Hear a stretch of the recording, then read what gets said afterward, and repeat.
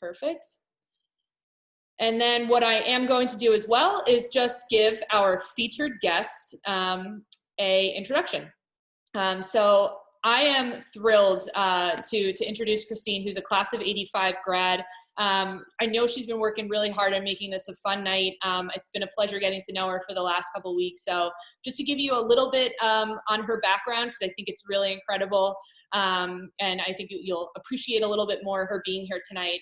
But she is a business major from Providence College, obviously, class of '85, and then got her master's degree in human resources management from Framingham State University, was a former class dean at Babson and an assistant director of athletics at Framingham State University, but is now an associate professor of culinary arts and hospitality at Massasoit Community College, and is also an adjunct instructor in culinary arts at Boston University.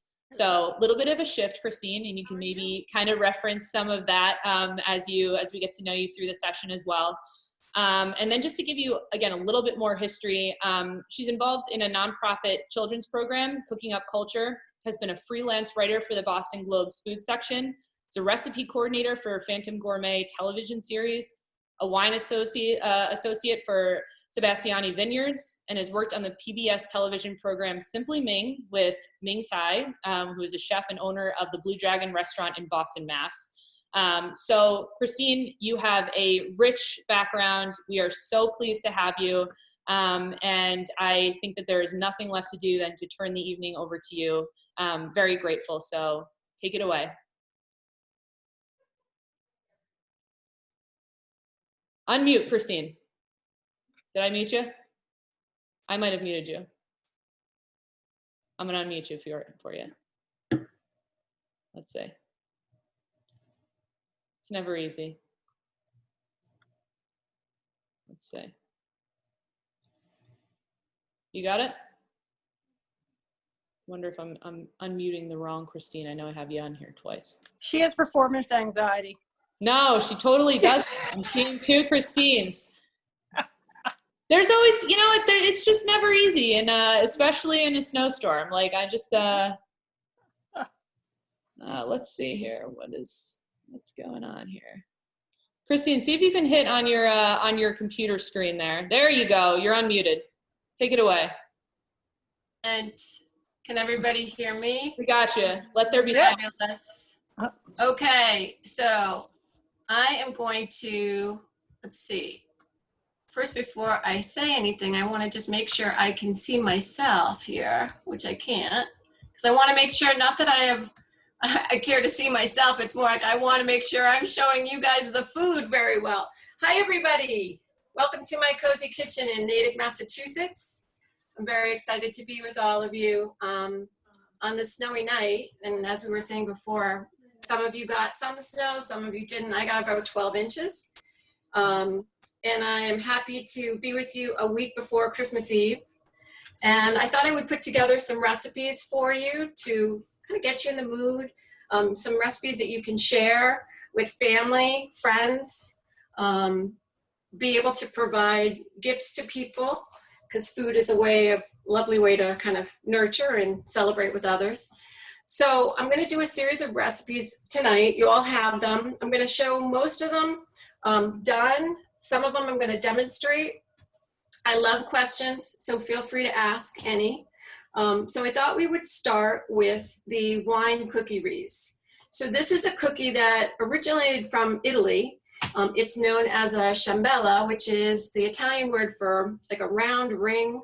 And this is in the shape of a wreath. They are made in Italy. They look similar to another Italian cookie that you may be familiar with, which is a taralli.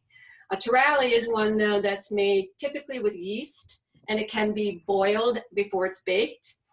But we're going to go with the simple one, which is the ciambella. So the ciambella has wine in it, and it is something that they will, eat with wine when they're looking for something, a little snack to go with it. Typically, this isn't something that gets decorated with red and green sanding sugar. It's one that you'll see eaten throughout Italy. But I thought tonight it would be kind of nice to do one that would be a little bit more festive. So we're going to start. the recipe does call for wine. I'm using white wine because obviously whatever color wine you use is the color of your cookie. So I've got some sugar in my bowl. The white one I'm using is something, a dry white wine. So I have a Sauvignon Blanc here, but you can certainly use any kind of wine that you have at home. I'm going to put some oil in here, and typically in Italy they like to use olive oil, but that's a really strong flavored oil. So this is a canola oil, which is what we refer to as a neutral oil. You can use vegetable oil. You just don't want to have a lot of flavor from the oil. There are products out there. There's a light olive oil that you can use if you want to stay true to the kind of the heritage of the recipe. So I'm going to add that. And we're going to add a little bit of baking powder. This is something that isn't typically added to this kind of cookie, but I wanted to add it because I thought it would give the wreath a little bit more of a puff, if you will. So there's some salt in here as well. And we're just going to add these together. So in Italy, typically this cookie, when they eat it, they will definitely sugar it, but not with fancy sugar. A lot of times they just use regular granulated sugar to decorate it, and I'll talk more about that when we get there. So I'm going to just move my camera down just a little bit so you can kind of see the action that's happening. So I just want to make sure that I'm going to blend the liquids, which were the oil, the wine, the baking powder, the sugar, and the salt. All right.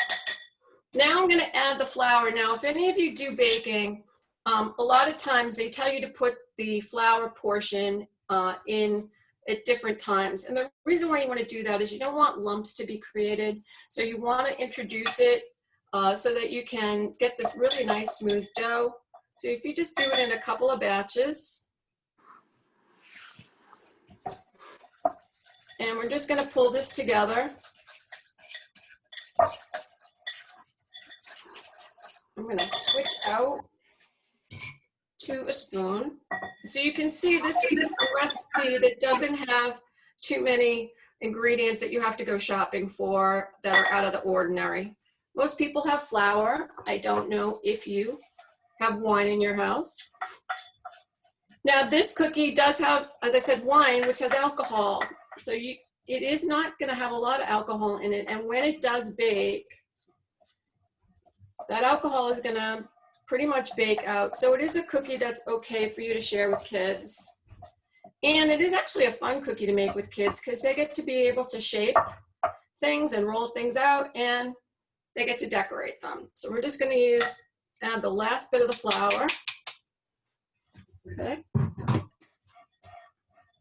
So I've made these cookies before using red wine, and I will say people's eyes kind of looked at me a little weirdly when I made them because they become more purple. Most people aren't used to purple cookies, but using white wine is definitely going to allow you to have a blank slate, a white cookie, so that you can make it look fancy. All right, we're pulling this together. I want to show you what the dough is going to look like and how quick and easy was that. Didn't take long for me to make it. Just going to add, just pull it together here. All right, so once the dough kind of comes together, you're going to let it rest. So those of you that bake know that sometimes when you're using a flour and you're making things like a bread, you want to, what they say, let the dough rest, because flour has something called gluten in it. And gluten is what gives products strength and structure. So let me just show you what the dough looks like here. You can see, can you all see this pretty easily? I'm just going to give it a couple of kneads just to pull it together. So when you are stirring something or you're kneading something, what you're doing is you're creating gluten strands, which is what gives shape to and structure to baked goods. So what you want to do is to be able to form it easily, you want to let this rest. Now, have I made these cookies before where you haven't let it rest? Yes. So if you don't have the time to let it rest, it's okay. It's just going to make it a little harder. So resting the dough is just going to give you a chance to allow it to relax. And then let's pretend, for like the sake of time that I have let it rest for 30 minutes. Well, what you're going to do then is you're going to take the dough and you're literally just going to kind of cut it, eyeball it, cut it in half, and then you're going to cut that half in half to give you 4 pieces. Now you're not going to use all 4 pieces at the same time. So we're going to work with just 1 piece at a time. And once you have it together, you're now going to, and this is great for you to get some kind of exercise, if you will, get some stress release by kind of playing with it, or have little kids help you. You're going to take the dough and you're going to begin to roll it into a log. Okay? Now you have a decision to make at this point. Do you want to make big cookies, big wreaths, or do you want to make little wreaths? So what I did in my recipe for you guys is I made them where each one of these logs is going to be cut into 4 pieces. Again, you can eyeball that by cutting it in half, then cutting that in half. So here are your 4 pieces that you're going to shape into cookies. Okay. So again, fun to play with dough, if you will. So to shape them, really easy, you're rolling them out again into a log. And you're going to want to go till they're about 1/4 inch thick.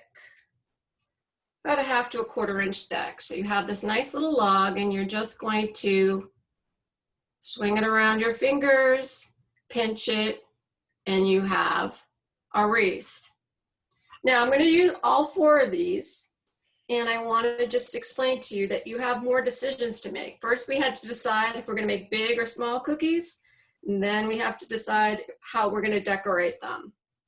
Why you need to decide that is because if you're going to be using sanding sugar or like the decorating sugar, you need to know now because you are going to dip them before you bake them. If you are going to decorate them with icing, you want to then just keep them plain because you'll decorate them after they come out of the oven. So again, around, pinch them off, and the last one. So these are really good. You can taste a little bit of the wine in it, but not much, just more of the flavor. And I like to use, as I said, a dry white like a Sauvignon Blanc, or you could even be authentic again, and you could have a Pinot Grigio, which is an Italian white wine. So I have my 4 little wreaths, and now I'm going to show you the options. So option 1 is going to be, I'm going to decorate them now. So I have, I don't know if you can see these little green sprinkles. I have these little red sprinkles. So I'm going to take one of my wreaths and I'm going to just lightly press them in. And you can see there's one. And you can go, you know, if it's not Christmas, it may be Easter. You can certainly use really pretty pastels for Easter. I mentioned to you before that in Italy, when it's not the holidays, if they're just making them normally, say it was a September and they wanted to make them, they would dip them in just regular sugar. You can see there's the green one. And so let me just do one more. I'm going to do both just to give it kind of more of an interesting effect. So there's the red and green ones. Oops, sorry. All right. So I'm going to leave a blank one, a plain one.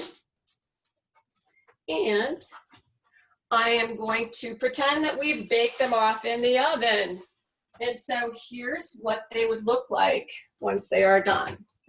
So I will show you that you can see, I don't know if you can see the plate very well, but these are a variety of ones. Now, ones I didn't show you, which I'm going to show you right now, is if we made them using an icing.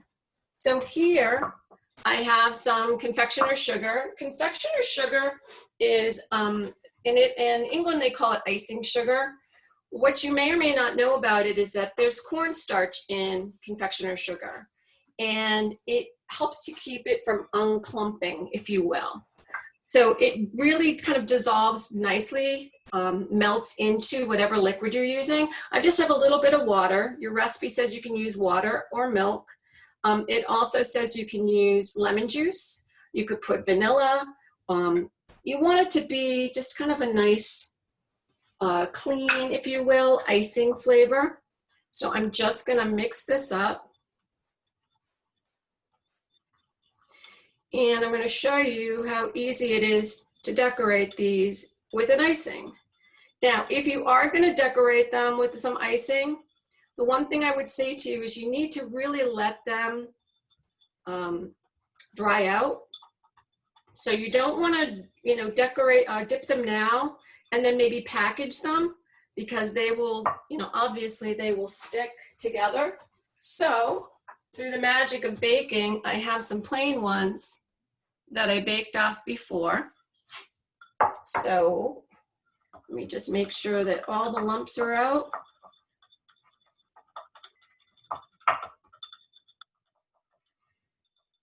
And I'm just going to go in with it and just dunk it in. You may like your icing to be really a lot stiffer than this. This is just more of a glaze, if you will. If you want it to be a little bit thicker, you would add more of the powdered sugar, but I really just like it to be a thin glaze. And here you would go with it, with your icing. I'll do one more, because they're pretty. You can also get creative with whatever kinds of things you want to decorate it with. But remember, people are eating it like, you want it to be not like a big piece of something, because like if you wanted to do an M&M, that might be a little bit too much. Like they have the pretty, I use the M&Ms you'll see with my bark that I'm going to talk about in a minute. But here is kind of an option with the icing. So you have like the green and the red as well. So you just let them dry, and once they dry, you can go ahead and you can just package them up. So those are the wine cookies. All right. Those look delicious, Christine. Well, you know, they're interesting in that people think of wine and they think all of a sudden it's going to be incredibly, you know, winey tasting, and it's really not. It's more for flavor. Yeah, the Italian, I'm not going to lie, I'm very Italian, so grew up loving wine cookies. Never made them, but I'm now craving them. So, well, I will say it's an interesting flavor, and as I said to you before, a lot of times in Italy, what they'll do is they'll take regular granulated sugar and they'll dip both sides of the cookie and bake it in that way, and it almost has this crystallized crunchiness, which is a really nice thing. You know, they'll dip it into wine. So, as I said, I wanted it to be really kind of festive and cute, and they package up really well. So you can really go to town with them and give them away to people. And it's kind of an interesting thing because a lot of people think, ooh, wine, you know, and most people aren't interested, you know, don't know a lot about baking with wine. So, and as I said about oil, olive oil is definitely the fat of choice in Italy, parts of Italy. And so if you want the health benefits of olive oil as well, the light version is really great to do. I've baked with it before and it's wonderful. So let's move on to chocolate. Okay, another treat that maybe Santa, you might want to leave for Santa. I mean, Santa would be happy, I'm sure, if you left some cookies, but let's give Santa some options. So chocolate bark. So melting chocolate can be a little bit complicated. I mentioned in my recipe that you have choices. You can either melt it by using what we refer to as a double boiler, which is a pot that has about 1 inch of water and a bowl that sits on top. That's the safest way for you folks to do it. But I will say this to you though, the microwave is definitely the quickest way. You have to be careful with that because with microwaves, they tend to heat from the inside out. So you might look at the chips as you open them up and think, oh, they haven't done anything. Well, you have to stir it. and you also have to just go slowly. So if you do want to melt your chocolate in the microwave, think about going 50% power and doing it in only like 20 to 30 second intervals, and make sure you stir it really, really well. So I want to mention something about chocolate. There's all kinds of chocolate out there. There's white chocolate, there's milk chocolate, semi-sweet, bittersweet. The first thing I want to mention to you is that when you see on the package, and I'm going to show you one. So this is Ghirardelli, and I don't know if you'll find it in the grocery store. There is an organization that some of you, I'm sure, are aware of, America's Test Kitchen Cooks Illustrated. They did a taste test on chips, and Ghirardelli won. So you can notice on this is 60%. What that means is that chocolate is 60% cocoa solids, and then 40% is sugar and a few other things. So the higher the percentage on the chocolate, the more cocoa solids there are and the less sugar. So that's why people say, oh, dark chocolate, it's got 72%. That means there's less sugar. That means I can eat more, which, okay. But I want you to be aware that that's kind of, so that when you're buying something, you have an understanding. So there's bittersweet, semi-sweet, all of that. White chocolate does not have any cocoa solid in it at all. It's all cocoa butter, which is fine, but just be aware. So when you're making a chocolate item, buy what you like. If you're a white chocolate person, use white chocolate, or use combination of, white, as I did here. I have a combination of white. So this is what I did. I melted the chocolate, and for the white, this is dried cranberries, which looks very festive, I think. And then I also crushed peppermint candy canes. I was able to find green and red candy canes, and I thought that looked pretty. The one thing I'm also going to warn you about is when you crush the candies, make sure you crush them nice and fine, because sometimes if you chomp on a piece of candy cane, you can break a tooth. So we don't want that. So those are my white chocolate options. And then I did the same thing with the bittersweet.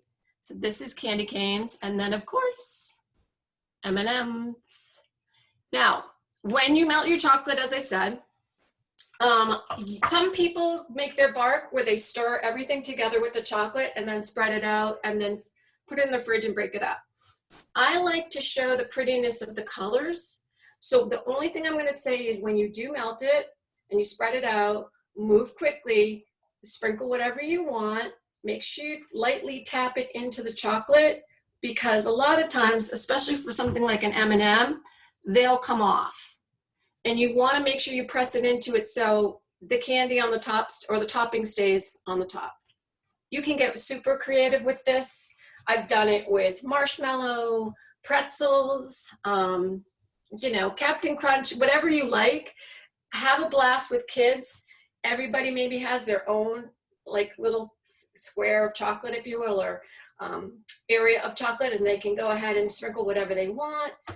The other thing I wanted to mention to you, when you are melting chocolate, if you don't want to make bark, and technically bark is easier than if you were going to dip something. I have a family that loves chocolate covered pretzels. It's great. It's more time consuming. But if you are comfortable melting chocolate, your options are endless.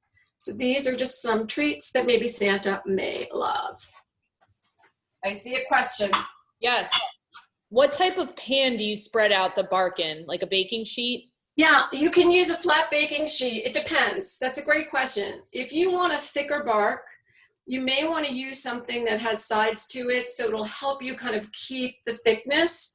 What I technically do is I take a sheet pan, which is bigger than the amount of chocolate that I'm using, and I will spread it out with a knife and then sprinkle things on it. We got we got three, because I got one separately, Christine. Okay. So let's take a couple seconds. Sure. What is the best method? This is also a good question for breaking the bark. Your hands, no. Couple things. You're right, because sometimes this chocolate can be really thick. Just be super careful, but you can use a knife and just kind of lean into it. Or if you're really nervous and it's really thick, there's a bench scraper, which is a piece of metal. I don't even know where mine is. Bench scraper has a piece of metal, and you can lay it on there and just tap into it. But technically, the chocolate will break. I think the other thing you need to remember is I put in the recipe that there's many times that people will put a little bit of oil in with the chocolate when it melts. And what that does is it helps to keep things nice and smooth, and so that when you are melting it, it's going to be a beautiful, smooth, glossy kind of chocolate. But it also softens the chocolate a little bit so that you're not going to have that hard snap. But a lot of people like that. That's a big characteristic for the bark. They like the crack and the snap. So really, it's a great question. I will either use my, stand back and break, or I will put my knife into it and just kind of, and it'll break. That's awesome. We also have another question. See what you can do with this. What brand of double broiler would you recommend? Or double boiler, excuse me. So I don't have technically a double boiler setup. I use actually my mother's old Revere bowl, and then whatever, and the bowl sits on top of it. So I will say this, don't feel like you have to go out and buy a traditional double boiler. If you want to, that's great. What the important thing is that you have a pan that is big enough, or actually the bowl is big enough to sit in the pan without it touching the water. So what I say to students all the time is take your pan, fill it up, take your bowl, sit it in, pull it out, and if it's wet on the bottom, then you're in trouble. So don't feel like you have to go out there and buy a specific brand of something. If you've got a pan and a bowl, 9 times out of 10, they'll work together. That's really great advice. Thank you, Christine. And then I think going off of that a little bit, I just want to ask these 2 other questions. Yeah. I got one on the side. And speaking of bowls, is there a preference, when thinking about putting something over a stove, is there a preference for material of baking bowls or cooking bowls, like ceramic, metal, glass? Really just depends on what you're doing. I mean, I think the fact is we want something that's comfortable to work with. I think that if you are, obviously you can't put metal in the microwave. There isn't an advantage of one to the other. We use, we use stainless steel with certain things in a commercial kitchen. But as far as a mixing bowl we don't use ceramic. We technically use a metal, because it is very versatile. We can sit it in water. Ceramic, I would not sit on a double boiler. So I think it really just depends on something that works, that you're comfortable working with. That's awesome. And then this last one, I think you're definitely going to get a lot of bark people passing this around. So okay. I think this goes back to probably a little bit more to, using the baking pan. Have you ever used silicone sheets to do the bark? So Silpat is what the kind of commercial name of it is. You can use Silpat. Yep, that's absolutely fine. But good old parchment paper is really great to buy too. I mean, Silpat is definitely more, it's not wasteful. And so what we do is we technically, when we teach and we're using it, we'll wash it and dry it and reuse it, and it's great. But sometimes people don't necessarily want to buy it, and parchment paper works just as well. Perfect. All right, I think we're all caught up. Take it Excellent. away. So we're going to move on to the Pommiers. Now, Pommier is a French term which means the palm tree, or palm leaves, if you will. Some people refer to them as scrolls. Some people call them elephant ears. And what I think most people associate Pommiers with are the cookie. So it's a combination of, I'm sure you might have had them, it's like sugar and butter, and you see this lovely kind of scrolling. Well, Pommier kind of represents that palm leaf, if you will. And the 2 versions I have for you to try to give you that red and green look for the holidays. One is a roasted red pepper kind of spread, if you will, and the other one is pesto.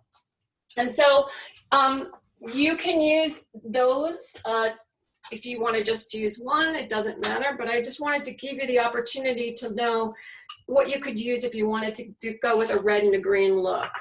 You know, I've seen Pommiers made with all kinds of ingredients. I think it's the Barefoot Contessa did one recently that had, what did she use? Sun-dried tomatoes and goat cheese and this and that. Again, puff pastry is a wonderful product that you can buy. Very little it's very hard to make it. So don't feel badly about going out and buying it in the store. It's typically in your freezer section. There's a couple of different brands out there. And if you buy a box and you leave it in your freezer, it's great to use for not just the Pommiers, but I've made tarts, turnovers, pizza. It's just a great option. So this is a pesto. I'm going to do the green version, although I'm going to show you the red. It's a very easy recipe. I have some puff pastry here, so I'm going to tilt my camera down. Puff pastry here. And the thing about puff pastry is once you get it out of the freezer, it's pretty obviously stiff. So you want to put it in the refrigerator to obviously loosen it up, if you will. And I am using, because we're doing French Pommiers, I'm doing what they refer to as using a French rolling pin. I tend to like it better because it gives me better control. But I have the old-fashioned version as well. Whatever works for you. What we're going to do is I've opened it up, and I want to just flatten it a little bit. So I'm just going to kind of take my rolling pin. Now, the nice thing about these is that you're going to be rolling things together. So if for some reason there's a little rip or tear in the puff pastry, no one will know because you're going to be hiding it. So I just want to flatten it just a little bit. Okay.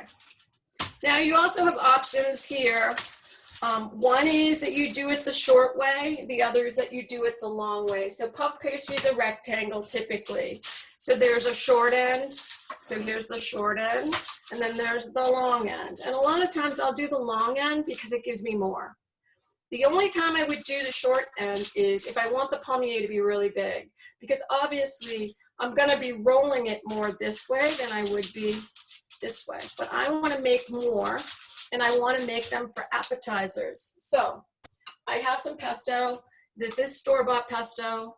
It's not that I have made pesto before, but I'm trying to kind of show you how you can use modern conveniences to be able to make really great stuff. No one's judging, Christine. No one's Thank you. Thank you. I will say this to you though, if you have people in your life that have nut allergies, just be careful because some pestos are made with walnuts, pine nuts. I've definitely made this before for little kids actually, where I'm just making a basil paste. So just the garlic, the basil, and some cheese and olive oil. I am also going to show you, you can see here a little bit, pesto is very oily. And so I'm telling you this because it can get a little messy. Do not be afraid. Do not be afraid. So we're going to start by putting on the pesto. I wish you could be here to smell it. Someone has to invent, like, you know how they had scratch and sniff things? Someone needs to do that for television. Because, I mean, amazing smell. The garlic, the cheese, it's super tasty and smells great too. So I'm not wedded to any brand because technically some of my culinary students would not be happy with me knowing that I'm using store-bought, but they'll never know unless you tell them so. So I'm just spreading it out on a nice thick layer because you want to make sure that you are covering, for the most part, the entire bit. You do want to leave a little bit of an edge all the way around because as you roll it, or actually we're going to fold it, it is going to start to squirt out. So there are some people that when they make these, they actually will take the ends and fold them in almost like to protect it so it doesn't squirt out, but I don't. So here's what we're going to do. Instead of the thought of rolling, we're going to fold. It makes it so much easier. So you're going to start at the bottom and you're just gonna fold up about 1/2 inch, okay? And then you're gonna come from the top and you're gonna do the same thing, about 1/2 inch, all the way down. Can you all see this? Let me do it this way, okay? So up we fold, down we fold. Now, both of them, we're gonna fold again one more time. And again, just be nice and gentle. And then I'm gonna fold this over again. And then we're gonna do one more fold. And this time, when I fold them, I'm bringing it together like this. So you can kind of see, if you can, that there's that kind of scroll shape at the end. Now, at this point, what you wanna do is you want to roll this and put it in plastic wrap and get it into the refrigerator. So I'm just gonna set it like this for a minute, because why we're doing this is because the oil is gonna start, as it already has, to seep out. And you wanna get it into the refrigerator so that the pesto will firm up again and make it easier for you to cut and not leak out. So I'm just gonna put that back while I talk about the next thing, and then we will come back to the Pommiers. So while that is doing its thing, let me talk to you about the popcorn. So popcorn, I put together this recipe because I love that whole kind of sweet and salty and spicy. So this is kind of what the popcorn looks like. Hold on. You can see that there's these pieces that have kind of the goo, if you will, or the sauce on it, or the buttery kind of topping. What I wanted to mention about this recipe is I call for 8 to 10 cups. So my point is, if you like a lot of the flavoring on each one of the kernels, then do less popcorn. If you want to have kind of an option of, I want some pieces to have it and some not, and the reason why I'm saying that is this: the recipe calls for cayenne pepper. Cayenne is one of those peppers that gets you on the back end. You'll eat it, and then all of a sudden, boom, it hits you right in the throat. So I like to be able to give people the sweetness with the sugar, the spice with the cayenne, and then if you put a couple of pieces in there, by using more, not every single piece is going to get coated. But if you're one of those people that want it to be more like a coated popcorn, then use less of the popcorn in the recipe. You do want to make sure that when you're cooking the butter and the sugar together, that you allow it to cook enough so that the sugar will definitely melt. And you know what? It's a nice little thing. I have a little snowflake bag. It's a great gift to give to people. And they'll like it because they get that sweet, salty, and spicy kick at the same time. So easy. You can use bagged popcorn. You don't have to pop it yourself. So that's another option. Any questions on that? No. Okay. So what I can do is I can, if you don't mind, I'll slice them, even though they're not going to be firm enough, just so you can kind of see. We'll pretend that this has been sitting for a long time, although it is really soft. All right, so let's just slice it anyways. If I go into the center, let's see, yeah. So you want to cut these into, yeah, it's really soft. Want to cut them into these little scrolls, and let me just show you what they look like. You can see that even though it looks a little strange, when you bake them off, you get something like this.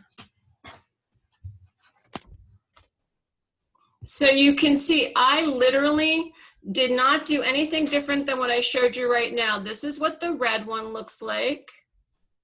And these are what the pesto ones look like. Now, the color of the pesto is going to change because when you heat things like basil, it's going to turn color. So it's going to be more of like a forest green than it is kind of the bright green. Going back to the little scroll, you can see the green. I'll just show you the difference between the two. When you bake it off, it gets a little darker as opposed to what the actual is. So these are the little Pommiers. I think the red ones are really cute and very festive. And the one thing you want to just think about is you can make these ahead of time and you can freeze them. They freeze really easily. And what I have a friend of mine that's not a Providence person, a non-Providence person, she will make them and she'll take that roll, she'll wrap it and she'll stick it in the freezer. And then when somebody comes by, she'll pull it out and she will slice it. Did I see a question? You actually see, you're making a lot of people hungry, so I will say that, and those look delicious. But I did get a question on the side, Christine. I don't know if you can answer this one, because those both, look delicious. How about, is there any like sweet filling that would work well in those? If you want to talk a little bit about that. Sure. So the traditional one is really sugar and cinnamon and butter. You can certainly do some other things. The one thing you have to be careful with is things that are going to melt. So like chocolate bits in it, you may have the chocolate kind of spread out and melt. But the typical ones that people like to use, even you could do some ground nuts with that, brown sugar, butter, cinnamon, anything like that would be tasty with it as well. Don't be afraid of it. And when I showed you the scrolling, it doesn't look like it's really tight, but through the baking process, it really does. I mean, like I said, I literally just folded them just the way I showed you, put them on the sheet pan, and you really do need to put them in the refrigerator to firm them up. Because if you don't, you're gonna get some of that oil kind of coming out of it, and it's not gonna set up really well. Okay, other questions about? I got another one come through that was actually just asking how many, this is a good question, how many does it make per recipe? So that's a great question. Remember I said that there were options. You can either roll them long or roll it short. The roll long one gets to be about, I think I've gotten maybe 18 or 20 out of it. So one piece of puff pastry should probably give you roughly that. If you did it the short side, which is you're going to make a bigger Pommier, you're going to get fewer. So you have to really decide what you want to do. And then we actually have another one that just came through about, how about your opinion on using fig jam? I think it's tasty. Are you asking to use it in the Pommier? If you are, it might, I've never worked with it. I mean, think about it. It has a lot of sugar in it, but that's okay because traditionally they use the cinnamon and the sugar. I just think it may spread because sometimes the jams have a little bit more spreadability, if you will. So that may be a little too wet with sugar syrup in it to make it spread. But boy, it sounds tasty. Gotta love anybody who's trying to invent anything in the kitchen. Well, nice. Right? Anything else before we move to the next one? Nothing else coming through right now. All right. So the next one I want to talk about is the spread, the cheese spread. And so this is what it looks like, if you can see it. So it's got sun-dried tomato and scallions in it and all kinds of herbs and such in it. And what I like about this one is very much reminds me of a boursin cheese spread. I don't know if any of you know what boursin is. It's similar to it. And so one of the things that's really great about it is the recipe is very flexible in the fact that if you don't have some of the herbs, you can use something else or you can omit it. You don't have to put the sun-dried tomato in it.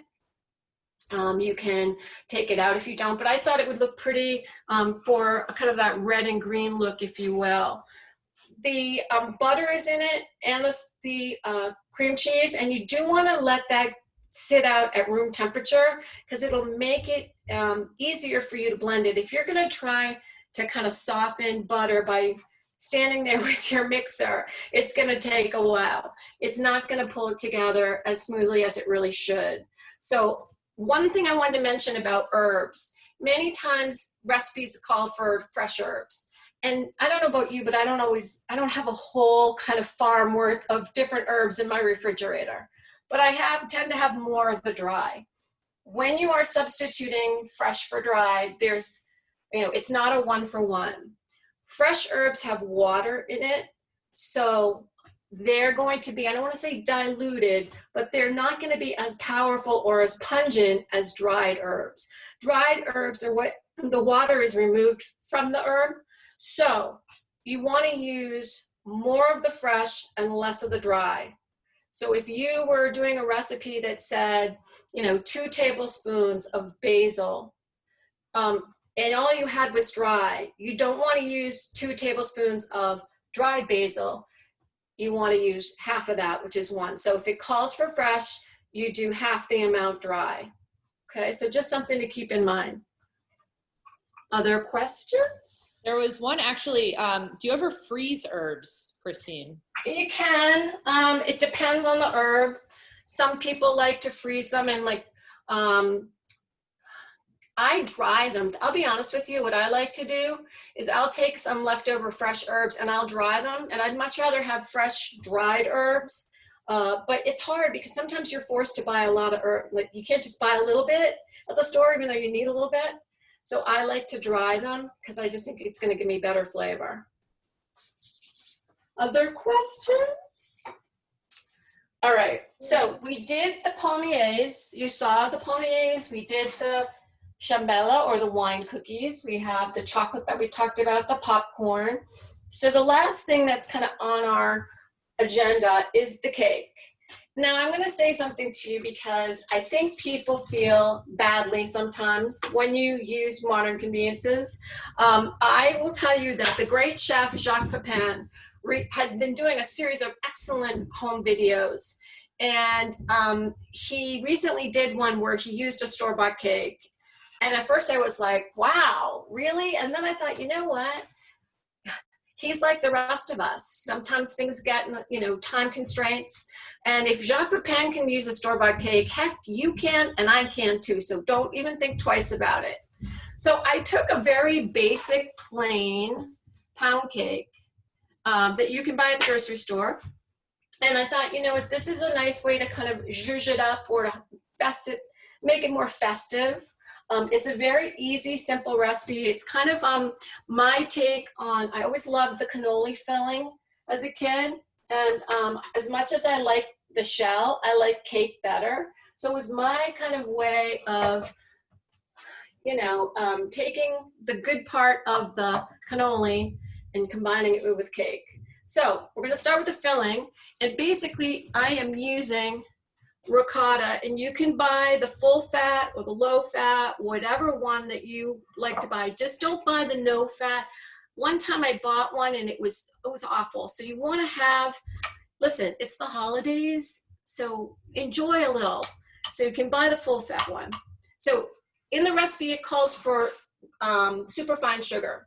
And the reason why I have superfine sugar as opposed to granulated is superfine sugar is a smaller sized granule or grain, and it will melt into the product a lot easier and quicker. But you know what? You shouldn't have to go to the grocery store and buy it if you don't want to. The only thing I'm going to tell you is if you use regular granulated sugar, you want to stir it for a while to ensure that it does melt, because no one wants to chomp on little grains of sugar. So I'm going to add my sugar to my ricotta. And I will say this, that some people like a sweeter filling and some people don't. So what I usually do is if I'm making this, I will have somebody taste it, because I don't always like it to be super, super sweet. I like it to have sweetness, obviously, but I don't necessarily need it to be really sweet. So if you have people in your life that are finicky, you can ask them. I did a seminar for college seniors once about, cooking for one. And I did something with this filling. And so I had a student come up and had them taste it. And they were like, oh, it's not sweet enough. Then I had another student come up after I had that added more sugar. It wasn't sweet enough. And I thought, oh my goodness, I'm going to be here all night. So at the end of the day, have somebody you know and love who likes things really sweet or is finicky, come and taste it. And you can always add more sugar. So I've got the sugar in there, and I'm just gonna take chips. Now I am gonna tell you, buy the mini chips for this. A large piece of chocolate isn't necessarily tooth friendly, not tooth friendly, but you don't want to be chomping on a big hunk of chocolate. You want it to be there, but you want it to be a pleasant chewing experience, if you will. So you can do that. If not, you could certainly buy a block of chocolate and chop it. I really like, my favorite brand of chocolate is Calabo, but it's really hard to buy in a regular grocery store. But one brand of chocolate that I like is the Trader Joe's one. The big red block. Actually, I have some. Isn't that horrible? I'm sharing like my secrets here with you. But this is the kind of chocolate that I like to eat. And it's very reasonably priced. It's Belgian. It's 72%. So it gives you a little bit of license maybe to have a little more. So you could chop up some block of chocolate and use that as well. So you can see that this is studded with a little bit of the chocolate bits, and reminds me, or reminds you hopefully, of a little bit of a cannoli. So with that, I have a cake, and I will say to you that you can decide to go either rustic or you can go fancy. So if you want to go rustic, when you slice it, oops, you can keep the classic look of a pound cake. So this pound cake, the classic look is to have the kind of the brown crust all the way around. So I'm just going to cut into it. You can also decide how many portions you want out of this. I do like a nice portion. So I'm going to show you two, I don't know, I think a piece of cake like that would be really nice. So you can see that if you want to leave it with the crust on, that's great. Or you can get fancy and you can just trim it off. And maybe for the holidays, you might think, well, that looks a little bit more special than just say your standard brown all the way around. But then you lose some of the crust, but it looks very pretty and very clean. So very simple way that looks very festive for the holiday. You're gonna take your cake and you can got some chocolate sauce here. Now I mentioned to all of you on the recipe that you can make the chocolate sauce or you can buy it. I will tell you that the Ganache recipe that I provided is pretty standard. I do want to mention just really quickly about Ganache. So chocolate ganache is really a terrific thing that you can use for so many different ways. Typically it is chocolate and cream. It's the percentage of chocolate and cream that makes a difference. So if you are somebody that wants to make chocolate truffle candies, you want there to be more chocolate and less cream. If you want there to be chocolate, almost like a frosting, if you will, and it's typically you want to go equal parts of chocolate and cream. If you want it to be a glaze, which is a thinner version of a frosting, if you will, then you're going to do more cream and less chocolate. So whatever you decide you want to use your ganache for this, we want it to be thinner. So it's more of the more cream, less chocolate, if you will. So I have my piece of cake and I have my filling here. And I just like to do, I'm a very kind of rustic, if you will, way of cooking. My style is, people are like, oh, do you like to, what's your favorite way to cook? Do you do really fancy things? And I'm like, no, I don't. I like things that taste really good. And so for me, this is just a way to kind of take that cannoli filling and just put it on the top. And then I like to take the chocolate sauce, and you can get creative and you can, dazzle people with the plate. But I like to just kind of take it And you can go on the other side if you want to get super fancy with designs.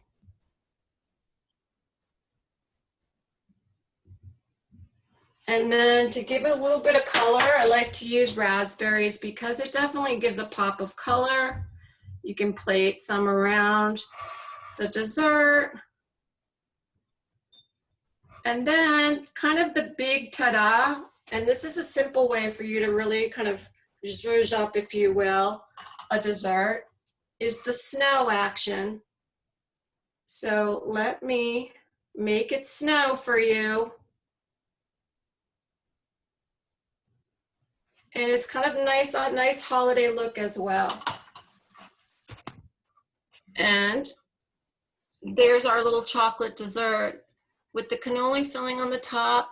Now, one other suggestion I can make for you is if you want to do more of a ta-da and present it out to say like on a platter, just to give you a little bit of a thought, you could always take the cake and split it, and then you would put the cannoli filling in the center, and then you would then take the glaze and you would glaze the cake.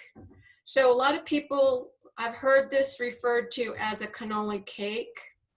And so it's really up to you on whether or not, I like the solo presentation because I think it makes it more special.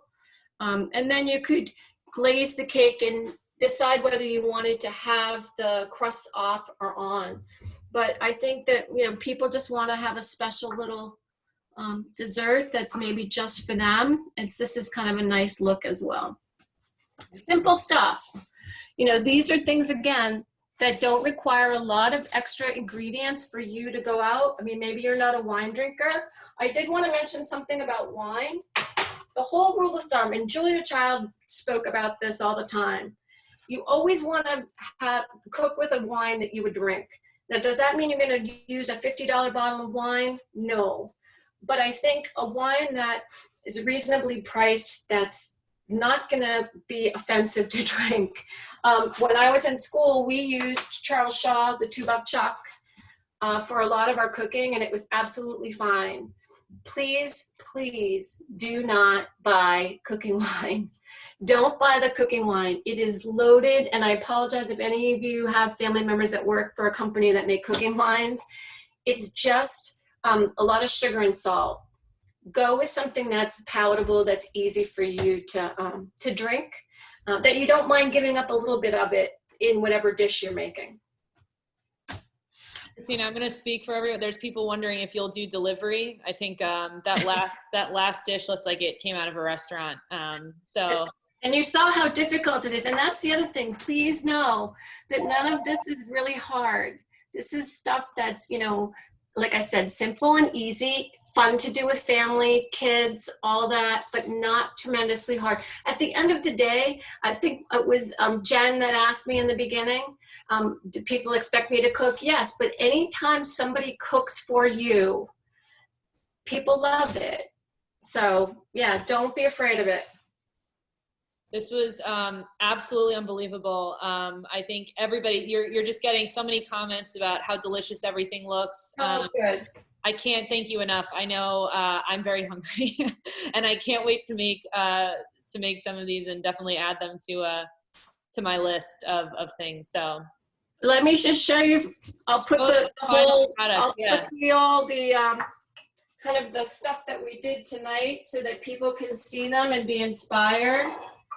Yeah, if anyone has any questions that you want to reach out and ask me about, I'm happy to answer. Marie has my email, and I'm happy to respond. That's great. But I hope that you can see that none of this, again, was overly complicated, that you can do it at home. But more importantly, I hope that you'll all enjoy it and you'll have happy and healthy and safe holidays. And thanks for the opportunity for sharing this snowy season and holiday season with all of you. Christine, the gratitude is it comes from us. We're so thankful that you did this. I'm definitely going to be sending a follow-up with this video to everyone that was here, and we'll definitely be sharing it because I think the rest of the Friar community definitely needs to see it. So I can share your email maybe with this group if you want, just in case people had follow-up questions. But Not a problem. this display is making my mouth water. So thank you so much, Christine. We hope you also have a happy and safe Christmas and New Year. So thank you everybody for joining us, and have a great night. Thank you.